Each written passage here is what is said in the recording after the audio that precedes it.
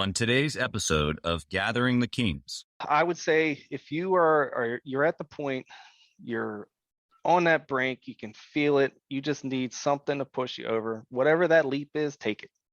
Take your chance. Take a chance on yourself. Do it. You are listening to Gathering the Kings with Chaz Wolfe, featuring fellow 7, 8, and even 9-figure business owners who have real battle scars from business and life, but have prevailed as the king that they are designed to be. We welcome high-performing entrepreneurs to the stage in order to reveal the real of the real on what it takes to build a successful business today. We dissect the good and bad decisions they've made along the way that give a true and accurate picture of the journey of success and how you too can get there. Through this dialogue, you will learn the value of growing your network and surrounding yourself with power players and kings like today's guest. Grab your pen and notebook because we're about to dive in. All right, everybody. I'm Chaz Wolfe. I'm the host, Gathering the Kings, and I've got Wesley Tribbitt on the show today. What's up, dude? Hey, Chaz. How's it going today? Good, man. I'm thankful that another bearded fella has been successful in business, so I can talk to you, man. Yeah, definitely. Yeah, it's actually had a mess up probably about maybe 3 months ago and nicked it a little bit farther than I wanted to. I'm glad it's starting to kind of fill back in a little bit. Come back in. Yeah. That's awesome, man. Yeah, the beard, especially yours being red, man. You know, actually, I had a guy a couple weeks on the show, and his was red and much bigger than mine. Even, so. Yeah, good for him. Yeah, there you go, dude. What kind of business? What kind of business do you have? So we are in fencing and automated gate systems. So anything from a residential, commercial fence around your house, around your property, or automated gate to keep the driveway secure, keep people out. Yeah, man. I just moved into custom home build. We were just talking about it offline. Yep. And I need a guy like you in Kansas City. So I need a nice. In fact, I was gonna put like the last name or maybe like a elk. Thing in the gate. Do you guys do that too? I have guys that build that. So we do fabricate some, but I'll tell you, there's some guys that can do some amazing work, and I'd much rather have them put something. And then you'll just install it. That's it. That's it. That's exactly right. Well, I know the function and the back of it, the back end of it. I can make it work. That's awesome, man. Well, and I think there's even success in what you're saying. Basically, you're staying in your lane and you're not trying to cover up too many spots. So I'm super anxious to get into your story. You're at the 7-figure mark, obviously, since you're on the show, but we want to dig into your story and how you've gotten there. But before we do, at this level in the game, right? Because you've been at this level for a minute and you're still pushing. So like, why? Why do you feel like you have to keep going even at this level? Well, I've always been a builder. I always enjoy the process of seeing progress. That's something I've always enjoyed, whether it be just little games around the house or playing baseball, trying to get that average up just a little bit higher. I mean, that's always been me. I just enjoy I enjoy the process of that. So, but you also have to factor in, I mean, I have 3 young kids, so I am nowhere near have them set, basically. It's kind of the way I look at it. So there's a lot of drive behind that as well. Yeah, man. I love each time that we've chatted, the kids have always come up, even in our conversations. We were just talking about mowing and you know, you miss the time with the kiddos because that's obviously a huge part of why you've done what you've done. It is the kiddos. Yep. Yeah. They are a big part of my why. That's for sure. That's cool, man. It's cool that I guess probably, was it always like that? Or did you know even before having kids, that was a big part of who you were? Or like, how did you get to that why? No, I'll tell you what, it's funny because me and my wife, we talk about it and we're done at 3. That's plenty. That's more than enough. But we always beforehand talked about, are we going to have this, that, 1, 2, whatever. And I always said is, you know, I don't know, do I want them? I mean, I'm pretty selfish with my time. I have things that I want to do, and do I always want to dedicate it to having kids? But I'll tell you what, it's a total different experience. I mean, for those that have them, you know, for those that don't, you will if you get to that. It's definitely a different drive for sure. So man, I wasn't always one to have them, that's for sure. Exactly. Well, and then now that you do, it provides a level of like you said, drive, purpose, why, but it's like a whole nother level. You don't even understand that level even exists until you have that driving force. That's the truth. Absolutely right. For sure. Okay. Well, let's go back into your story a little bit here. Take me back to where entrepreneurship started for you first. Yeah, so I grew up with my whole family basically were entrepreneurs. My Awesome. stepdad started this business that I now own. He started this back in '92. Okay. My dad had my blood dad had a mason or a concrete type company that he Sure. had for a while. My aunt has another successful fence company in the area, so that's another story. But so a lot of the people in my life were that way. So it was, I guess, something that was just kind of normal. I mean, it was just something that's kind of what you kind of did when you got to the point where you're ready to do it, and that's kind of what we did. Exactly. I love that you had that surrounded by you, because that was just totally not my story. And I think that there's plenty of listeners out there, especially, when you have, like, they're all contractors, right? So like when different verticals of service companies, you get the fencing guy, you got the concrete guy, you got the flooring guy, so forth and so on. And a lot of times it's a big family. So I think that just provided for you just a really cool experience. So with that being said, though, we've talked about a couple of things, off air that has, because of that, it pushed you into wanting to do a business in a certain way. And so talk to me about, like, okay, so you got the influence of being around business owners, but like, why do you do your business maybe a little different? Well, I'm kind of a provider. So I'm always trying to look to provide, whether it be a lot of the people that work with me are family, as well as some others that aren't, obviously. But I like to provide, and I like to make sure that we're growing so that everybody can do the same. Yeah. In the past, my stepdad that owned the business, he was kind of more of the, let's do what we need to do so we can have fun. And he wasn't really looking to grow the business. It really wasn't something he was into. But for me, with the family members as well as the team members that we have, it's important that they can provide for their families as well. And I think that growth is the only way for that to happen. It's a great small business when you're just doing gates and just a couple of guys, but if you really want them to be able to provide as well, you have to take that next step. Yeah, I love how you've positioned that as almost now it's your responsibility. I had this conversation often with guys like you at this level, because you've taken an ownership or a personal responsibility for your team now, and then their families. So it's like a whole nother level of, like, whoa, like, I now have a whole nother role of significance, of people that are counting on me. Yep. And so I can totally appreciate that. Why do you think that, whether it's your stepdad or just people in general, a lot of business owners, why do you think that they try to just stay small or not want to grow the business? They just kind of keep it, fun, like you said. Yeah, I would say probably a fear of that responsibility. I mean, it is a lot. I mean, there's a lot of stress that comes with it. And some people don't want that. They're comfortable going out, doing the work, sorry, my cat wants to jump up here, but they're comfortable keeping it where it's at and keeping it as what they know and not wanting to step out any further. Not that that's a bad thing. There's some people that do very well with that, and that's really what they want, and they're able to provide for what they want to provide for. Everybody's wants and needs and drives are different. So, but that's right. I just I mean, that's probably it. So what if I'm hearing you right, the person that's listening right now, if they want to basically, like, it's hard to say it as if it's like, not I'm looking down on it, but like they want to stay small, they want to just do their little thing. That's okay, obviously, and I agree with you. That's okay, but I do think that there's a level of selfishness that comes with that, right? Yes, there's a level of play into a big entrepreneur like you or I, who we say, okay, well, because I want to serve more people, more clients, more team members, families, then it's just going to take more. And so then you just level up another time, whether, of course, there's always going to be stressors or overwhelm in the business, but you got to level up. You got to become better. You got to become a better leader, a better owner, a better person, right?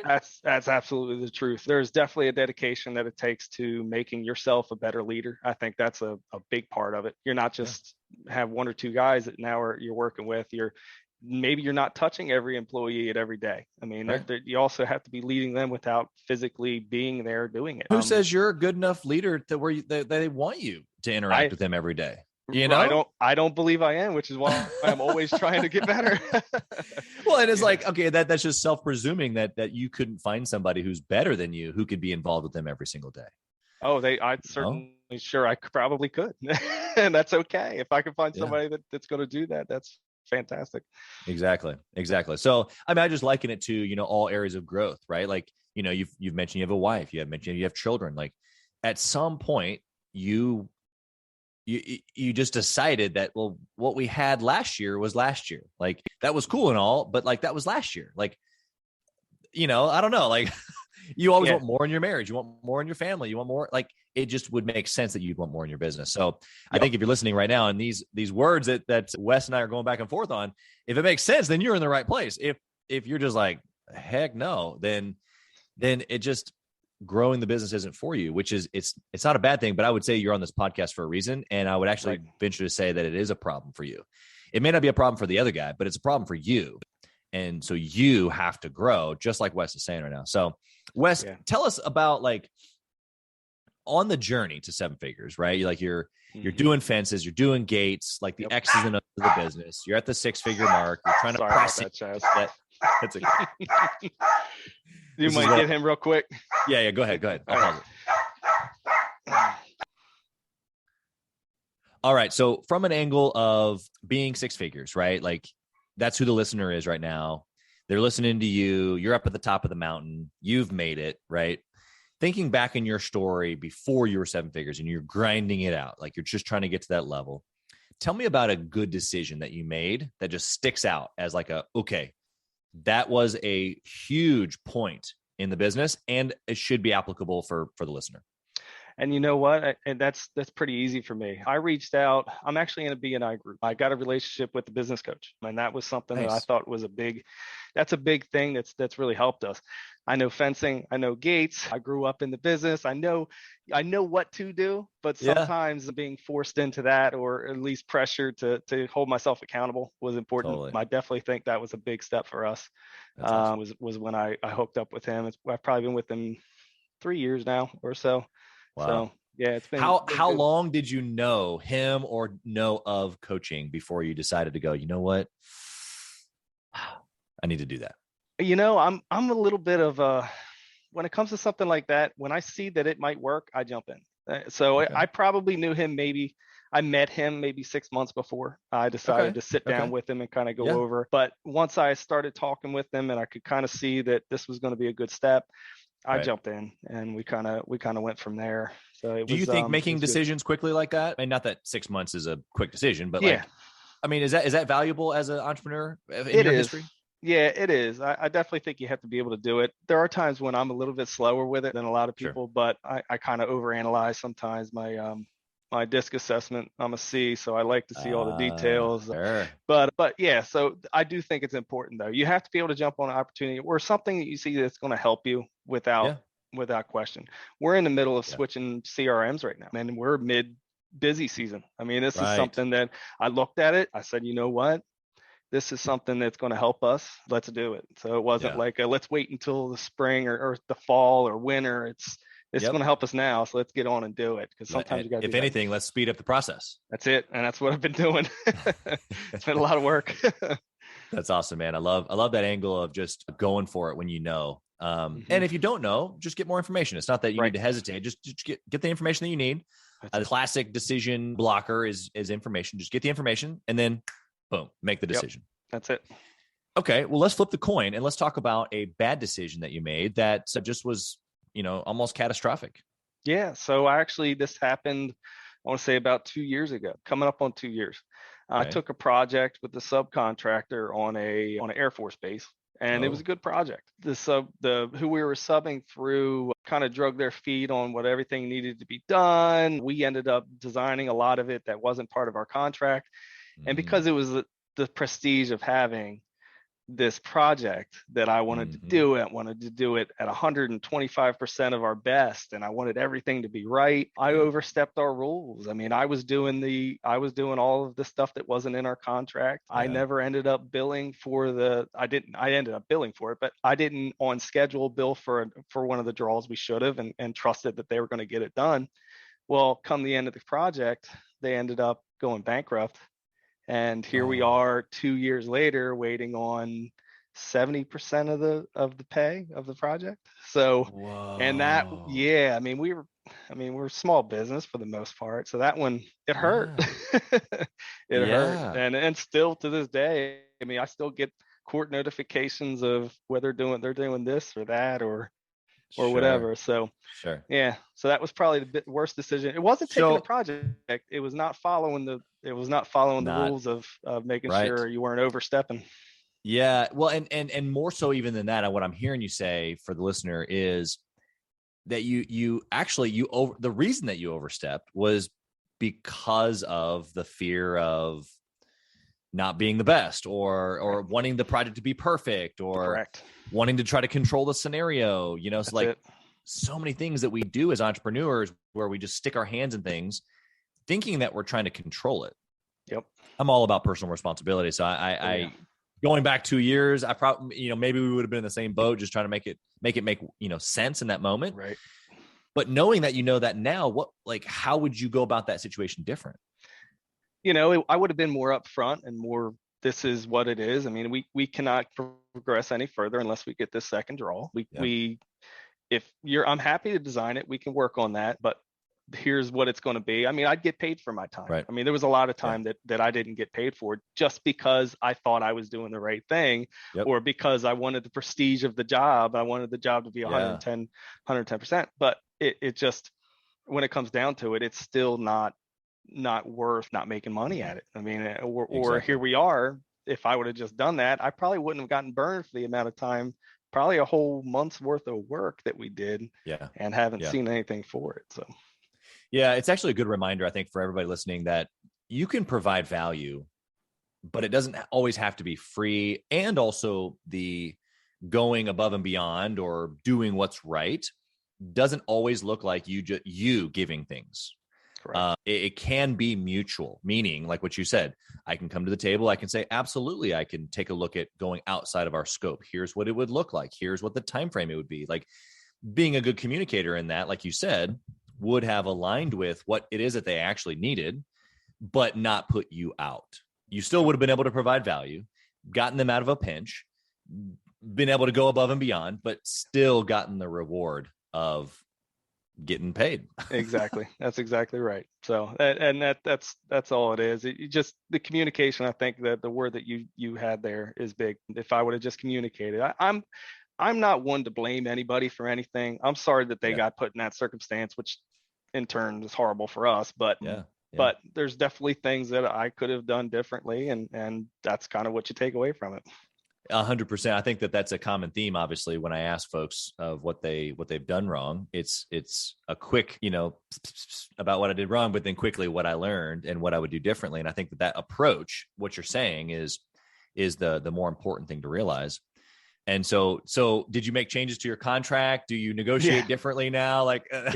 Yeah, absolutely. Yeah, there's we've been in that circumstance maybe once or twice since, and it's been a quick, hey, we're happy to move forward. We're coming up on the deadline here for the draw. Let's get this taken care of. And we haven't got to the point where we've had to do anything other than that. Yeah. So and I'm probably a little bit pickier on who we're working for too. So that's part of it. But that's okay. You live and you learn. That's right. That's good.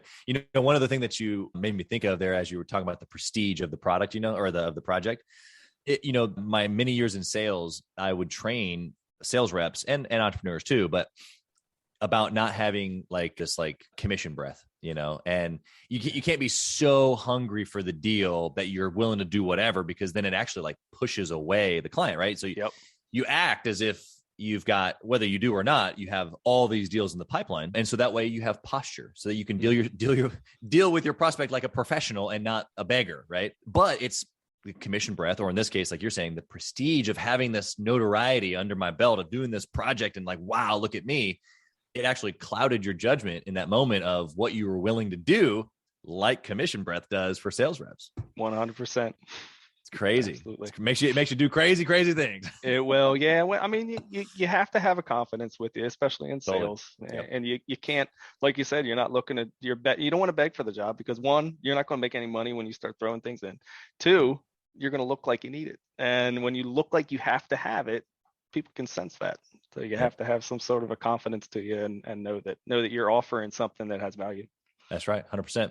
All right. So let's talk about a process. We've talked about good and bad decision here. What do you do, if anything, that leads you to making a good choice? Like now you've experienced highs and lows. Do you follow any sort of process in making decisions, or is there any sort of discipline that you and the wifey or you and your team go through?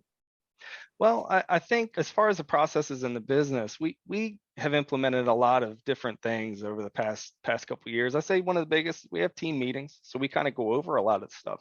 I'm Yeah. pretty open. A lot of people may not be. I'm pretty open with my guys. They know what the company goals are. They know where we're going. They know where we're trying to go.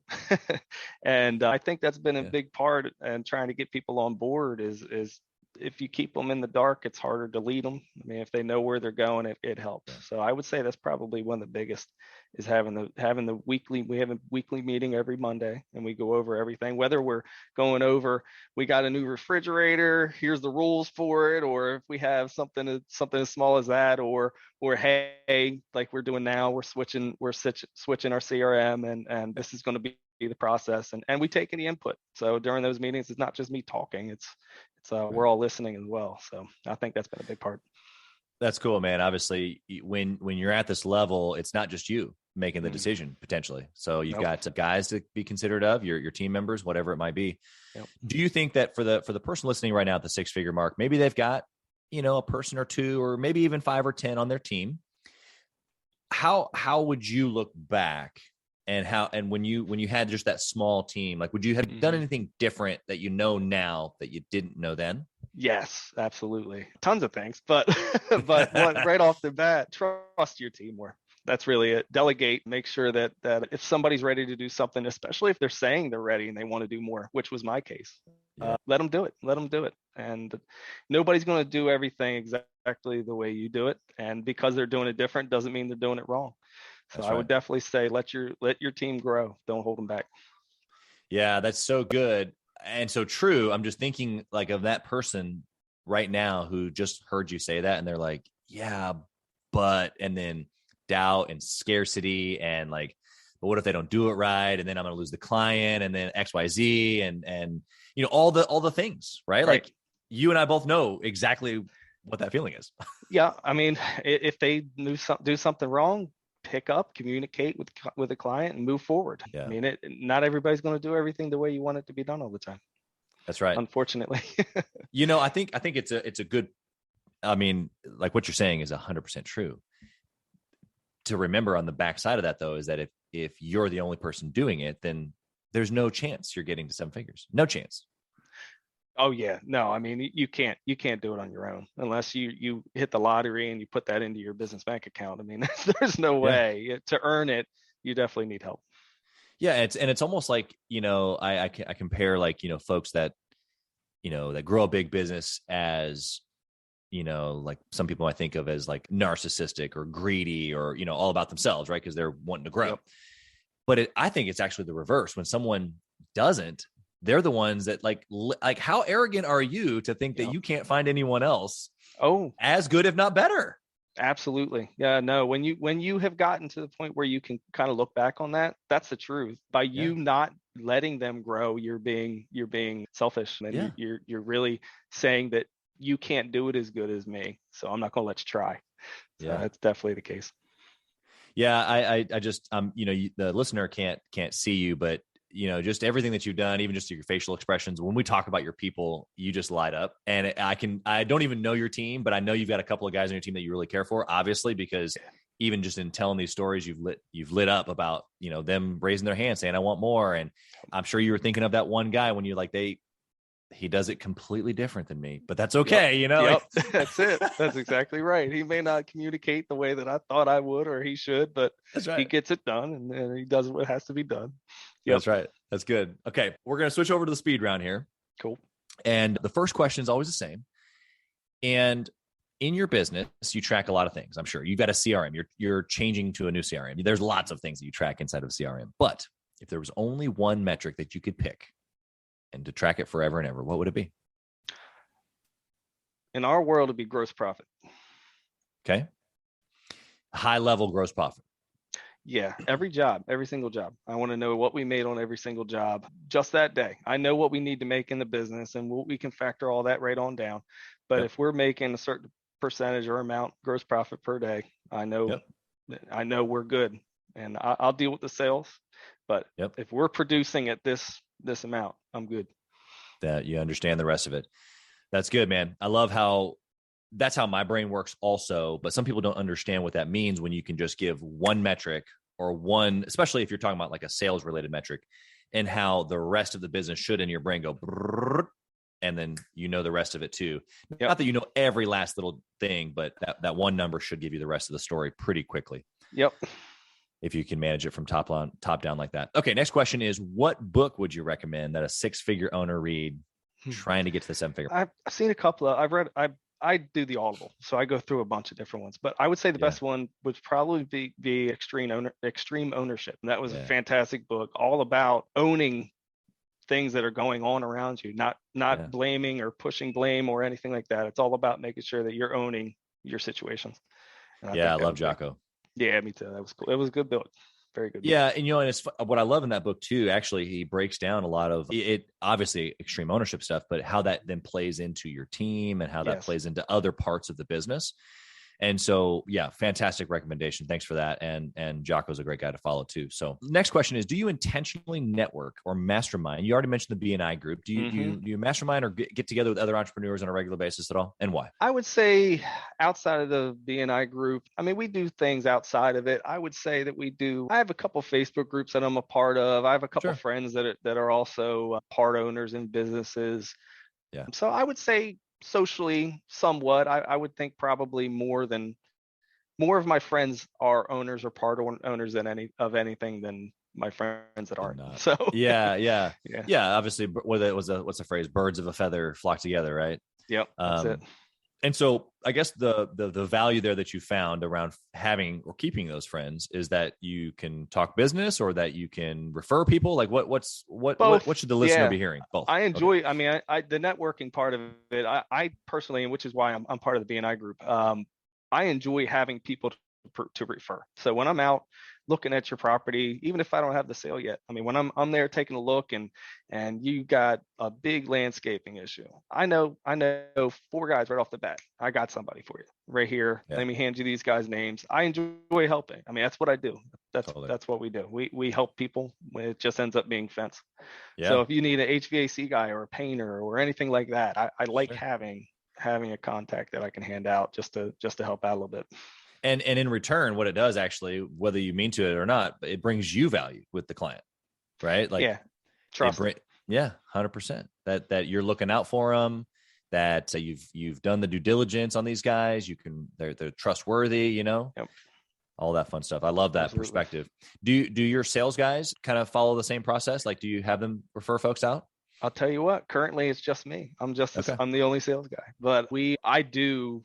So the office, whenever somebody calls, if they have an issue, they say, I'm sure Wes has somebody, let me get that contact and get back to you. So they know to do that. They know that's what we do. And whether it even be one of the guys out in the field and the customer, when they're installing the fence or gate and the customer mentions something let me get a hold of Wes. He's got somebody to help you out. Yep, exactly. Well, so that's got to be somewhere on the near future for you, is hiring a sales team, right? Yeah, that's certainly going to end up being there. I can't run it all. I can't do it all, even though we've changed our process up a good bit where I'm not running quite as much as I was before, but it certainly is something that's going to happen. That's awesome, man. I'm excited for you on that. Okay, last question. You ready? Yep. If you lost it all, there was not one more fence to install. Not more. What would you do, man? What would you do, Wes? All right. If there's no fence to install anywhere, I don't know, man. I'd start something else up. You know what I like? It's a weird one, really odd. It's going to sound real weird, but it's something, for whatever reason, it's always been something I'm like, there's something to do there, even if it's nice and simple. It's cleanup of a yard. When we go out to put a fence in, there's dog crap all over the yard. There's a business there. There's a way to pick that up and get rid of it. And I mean, so if all the fences are done, that means there's tons of pets out there. So maybe that's what we would do. Yeah, it's funny. I was just on a pod with a guy who, as a kid, he would mow, pick up the poo, and something else, And so maybe that's something that is a little side business for your kiddos. Like, you go out, you install the fence, you say, "Hey, Mr. Johnson, I'm going to refer you to little Susie. She happens to be my daughter, but you got stuff in your yard, and she come by and pick it up every month." You won't have to anymore. Yep, that's exactly. Exactly. Right. Yep, that's exactly right. Yeah, like I said, it's really weird. It's a weird one. I love pets. I mean, that's partly why I'm probably into fencing. But I enjoy, once we put that fence up, I enjoy the pictures, the videos of all the dogs and pets that get to run around the yard now that they didn't get to do that before. Yeah. So pets are big to me. So that's probably would be somewhere in that field probably. You know, it's funny. I had never, when you said fencing, when I've heard fencing for 35 years of my existence, I mean, of course you think pets, yes, but like the mission of like freeing pets, like that's what you're doing. You're on a mission to free pets, like to get them off the porch and get them off the couch, you know. Yep. You're freeing dogs pets all over the world. You're also freeing their parents, their peace of mind, let them run, get some energy out, but also parents of kids. I mean, you think about it, of course, let the kids go out and let them play in the yard on the play set, and you don't have to be just hawking over them, making sure they're not running out outside the yard. So yeah, man. I love the connection to that. Like, I guess I live in an area where we have acreage, so I don't have a big fence, but when you say it like that, that changes the meaning of the entire business. Yes. Oh my gosh, I love that. Yeah. So that's what we do. That's something that you can get a team around. You know what I mean? Yeah. Yep. Very cool. Okay, dude. Well, you've been incredible here today. Any last thoughts for the listener who is at 6 figures trying to get to 7? What last little nugget can you drop in here for them? You know, I would say if you're at the point, you're on that brink, you can feel it. You just need something to push you over. Whatever that leap is, take it. Take your chance. Take a chance on yourself. Do it. I love That'd be it.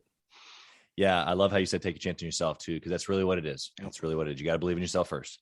Yep. Good stuff, man. Well, we wish you absolutely nothing but success. Where can someone find you if they connected with you today and they want to reach out and they want to chat with you? Definitely. I mean, I'm on Facebook. Wesley Tribbitt's my name. You can get me on there. Messenger. We have our Facebook page for the business, Leading Edge Gates and Controls, LLC. And then we also have our website that we have all of the fencing as well as our gate stuff on there. It's www.leadingedgegates.com. Nice. I love it, dude. Well, again, we appreciate you being on the stage today. Thanks for sharing your nuggets with us. Congrats on all your success so far, and I'm sure you'll continue to rock it.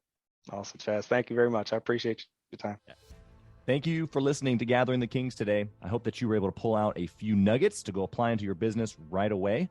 More importantly, though, I hope that you're realizing that it takes more to be successful than just being by yourself, doing it all on your own, carrying the weight all by yourself. What I have realized, not only in my own journey from multiple businesses and multiple different industries, and now interviewing literally over 200 or 300 other very successful 7, 8, and 9-figure business owners, is that it's tough to do it alone. And so Gathering the Kings literally exists to bring together successful entrepreneurs. In fact, we are putting together 1,000 kings, specifically who are grateful but not done. We're intentionally assembling kings who fight tooth and nail for their business, family, and communities. And here's what we believe, that in the pursuit of excellence in those areas, that it ignites within us the responsibility to govern power and forge a lasting legacy. So if that relates and resonates with you, and you know that you need people around you, sharp, qualified, other very successful business owners, I want you to go to gatheringthekings.com. I want you to take a look at what we're doing and see if it makes sense for you to be part of our pursuit to 1,000 kings. Talk soon.